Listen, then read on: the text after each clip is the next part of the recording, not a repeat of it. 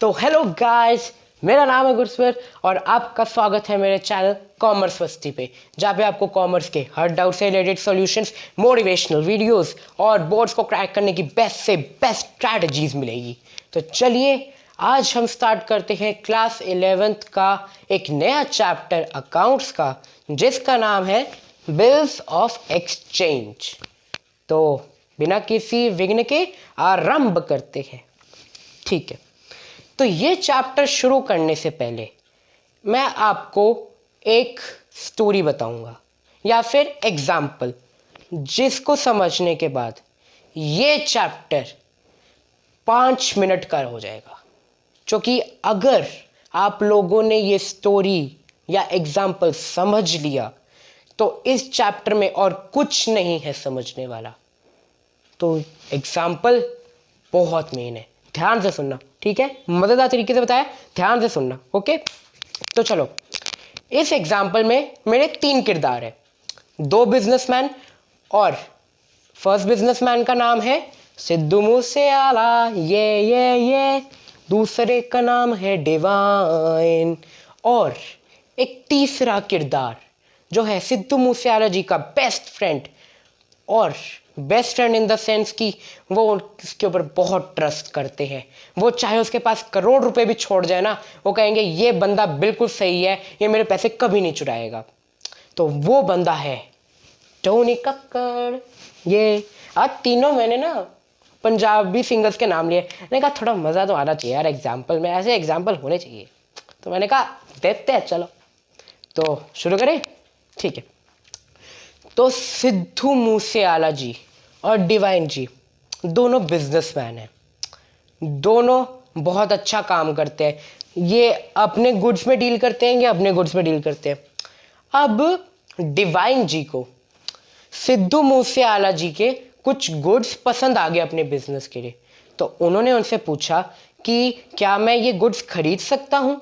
और सिद्धू मूसेवाला जी ने कहा हाँ जी, ये आप खरीद सकते हो, ये सेल के लिए तो रखे हुए हैं मैंने, शोपीस के लिए थोड़ी ना रखे हैं मैंने। उन्होंने कहा हाँ सही बोल रहे हो। तो वो कहते हैं कि मुझे ना 50,000 के ना ये गुड्स दे दो। तो सिद्धू मूसेवाला जी कहते हैं ठीक है, मैं आपको दे देता हूँ। तो सिद्धू मूसेवाला जी अपने जो कोवर्कर है उनको बुलाया, उनको कहा कि ये 50,000 की गुड्स है और ये ना डिवाइन जी को दे दो। उन्होंने पैकिंग स्टार्ट कर दी और उन्होंने अपने जो 50,000 के गुड्स है वो डिवाइन जी को दे दिए। फिर जब सिद्धू मूसेवाला जी ने बोला कि जी पैसे, तो उन्होंने डिवाइन जी ने कहा कि सर मेरे पास अभी पैसे नहीं है, क्या मुझे ये उधार पे दे सकते हैं? मैं आपको पैसे पक्का बाद में दे दूंगा, पक्का प्रॉमिस। तो सिद्धू मूसेवाला जी कहते हैं भैया मेरे बिजनेस में प्रॉमिस कोई नहीं होता, मैं प्रॉमिस वॉमिस को बिजनेस या पैसे के बीच में नहीं मानता, मैं रिटर्न प्रूफ मांगता हूं कि तुम मुझे दोगे कि नहीं। तो इसीलिए मैं तुम्हें क्रेडिट पे जरूर दूंगा ये, पर मैं तुम्हें एक बिल भी दूंगा जिसे तुम्हें एक्सेप्ट करना होगा, जिससे तुम एक्सेप्ट करके साइन करोगे और ये एक रिटर्न प्रूफ होगा मेरे पास कि हाँ तुम मुझे पैसे ज़रूर दोगे। तो डिवाइन जी बोलते हैं कि वो सिद्धू मूसेवाला जी ये करने की ज़रूरत है क्या, मतलब आप दे दीजिए ना, मैं आपको पक्का दे दूंगा, प्रॉमिस है प्रॉमिस। तो सिद्धू मूसेवाला जी कहते हैं मैं बिजनेस में और लाइफ में कभी भी प्रॉमिस किसी पे नहीं मारता, मैं ना प्रॉमिस देता हूँ ना प्रॉमिस लेता हूँ, मैं हर चीज़ लिखित में करता हूँ, जो कि रिटर्न में जो प्रूफ होता है ना वही लीगल डॉक्यूमेंट होता है।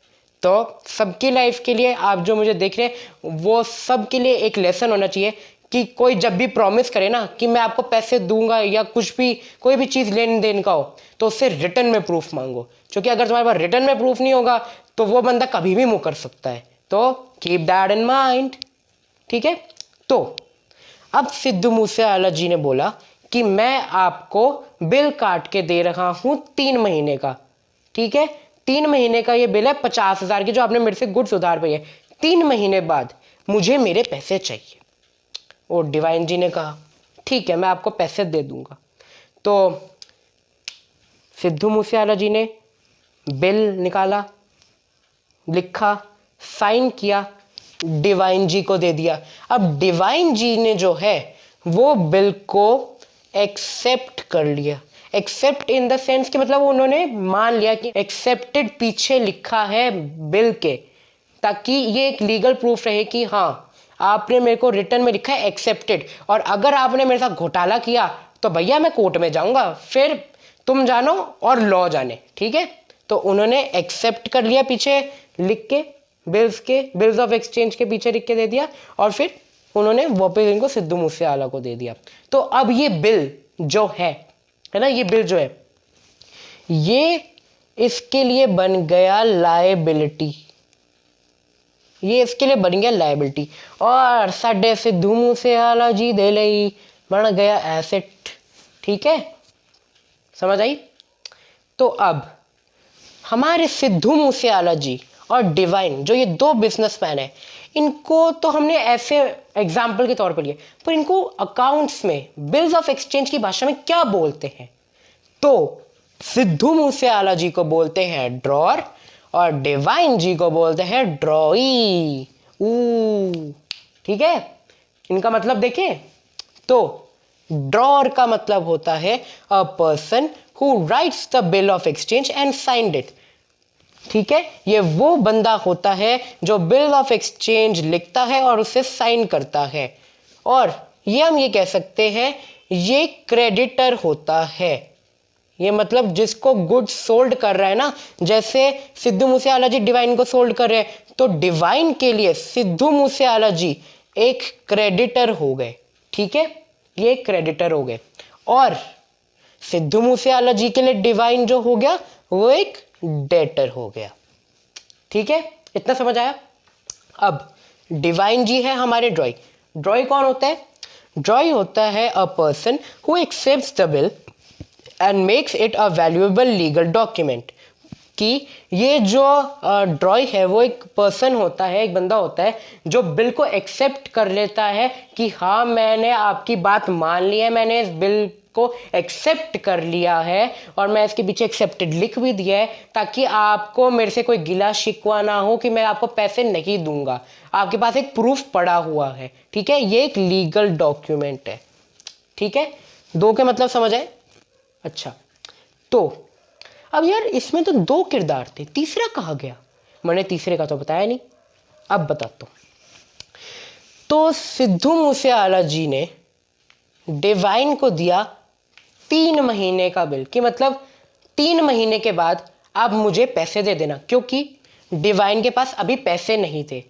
वो जो गुड्स खरीद रहे हैं वो उधार पे ही खरीद रहे हैं, तो वैसे उसके पास पैसे नहीं होंगे अभी ऑन द मोमेंट। तो उसने कहा कि 3 महीने मैं आपको बाद में दे दूंगा, तो उन्होंने 3 महीने का बिल बना दिया।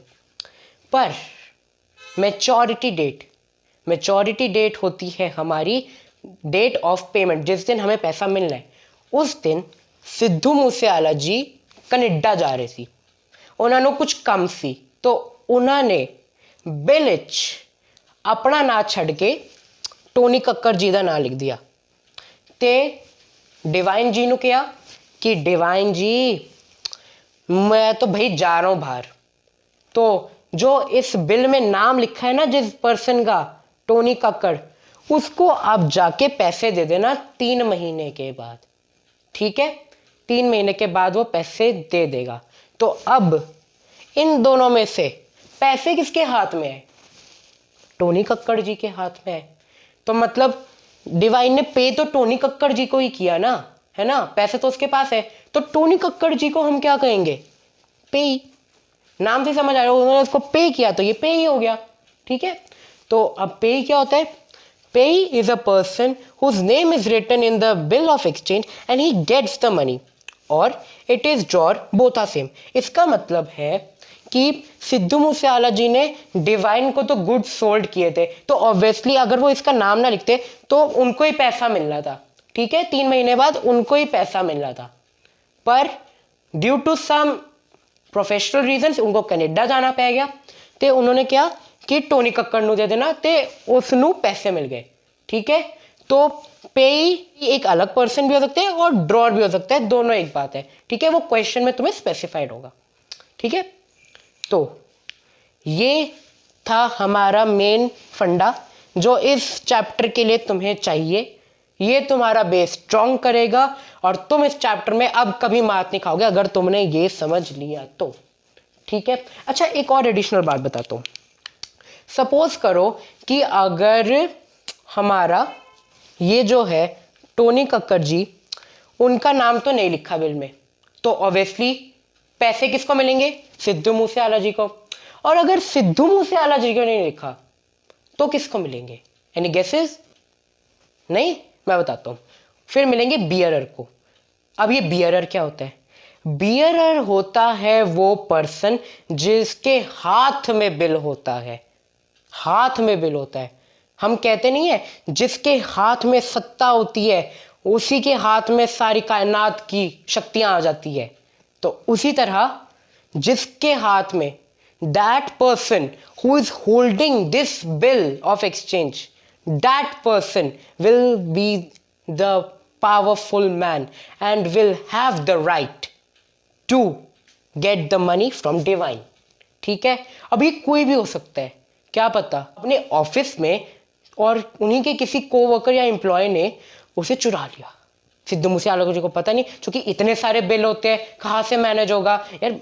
अकाउंटेंट भी करता होगा, वो भी कभी कभी भूल ही जाता होगा, ऐसा तो नहीं, वो भी इंसान ही है। तो अगर एक बिल चला गया और फिर मैच्योरिटी डेट पे उन्होंने डिवाइन से जाके पैसे ले लिए, तो वो डिवाइन तो बोलेंगे हाँ आपके पास बिल है तो मैं पैसे दे देता हूँ। फिर जब सिद्धू मूसेवाला जी को पता चलेगा तो फिर वो कहेंगे मेरे पैसे का है। वो डिवाइन से पूछेंगे, वो मैंने कहा भैया आपके जो बंदा आया था उसने बिल दिखाया मेरे को, मैंने पैसे दे दिए। तो फिर यार इसमें तो किसी का कुछ दोष नहीं है ना, इसमें तो वो बंदे का दोष है जो कोवर्कर है जिसने वो बिल चुरा लिया।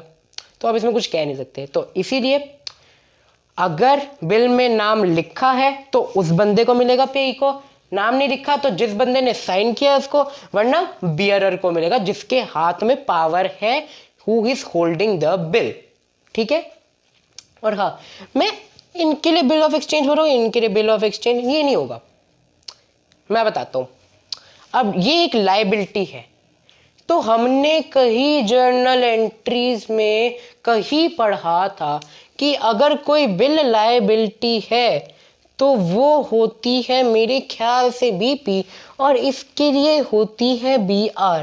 क्या मतलब? सिद्धू मूसेवाले के लिए ये बिल है, बिल्स रिसीवेबल, बिल मेरे पास आने, मेरे पास पैसे आने हैं, और इनके लिए बिल्स पेबल, मुझे से देने हैं और अपना बिल लेना है। ठीक है। बिल रिसीवेबल हो गया, मुझे कैश आना है, मुझे बिल देना है। बीपी हो गया, मुझे बिल अपना लेना है और कैश देना है। तो आई होप सो अब आपको ये मेन चीज समझ आ गई कि सिद्धू मूसेवाले ने ड्रॉ किया बिल डिवाइन को। ड्रॉ मतलब गिवन होता है, याद रखना, ये बहुत सारे क्वेश्चन में यूज होगा। तो ड्रॉन का मतलब होता है गिवन, देना, दे देना। ठीक है। तो सिद्धू मूसेवाले ने बिल दिया डिवाइन को, उन्होंने एक्सेप्ट कर लिया, मान लिया और वापस दे दिया 3 महीने के लिए। पर उन्हें मतलब डेट तो है कि जिस डेट पे उन्होंने साइन करके दिया वो डेट है, पर ड्यू डेट कैसे निकाले, मैच्योरिटी डेट कैसे निकाले, कैसे निकाले? तो मैच्योरिटी डेट या फिर ड्यू डेट होती है वो date at which the payment of the bill is to be done to pay your drawing. ठीक है। जिस दिन पेमेंट देनी होती है वो होती है ड्यू डेट या मैच्योरिटी डेट। ठीक है। तो वो कैसे निकाले? एक सिंपल सा फॉर्मूला है, तो मैं बताता हूं। वो है डेट ऑफ बिल, जिस दिन बिल बनाया गया, प्लस ड्यू मंथ्स, कितने महीने का बिल है, प्लस 3 डेज ऑफ ग्रेस। अब ये 3 डेज ऑफ ग्रेस क्या है? जैसे कि हम कभी कभी बैंक से उधार लेते हैं। ठीक है। बैंक से कभी उधार लेते हैं तो हम कभी दे नहीं पाते, तो हम उन्हें कहते हैं कि प्लीज हमें थोड़ी मोहलत दे दो, ऐसे ऐसे वगैरह मोहलत। तो वो मोहलत जो कहते हैं ना, ग्रेस, वो ये है।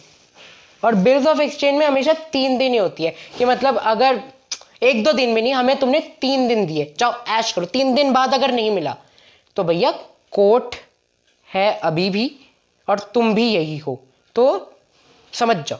ठीक है। सही है। तो अब ड्यू डेट निकालने के लिए यह है हमारा formula, date of bill plus due months plus 3 days of grace. Date of bill plus due months plus 3 days of grace. ठीक है। तो अब ये फॉर्मूला तो याद हो गया होगा, इंप्लीमेंट करना जरूरी है।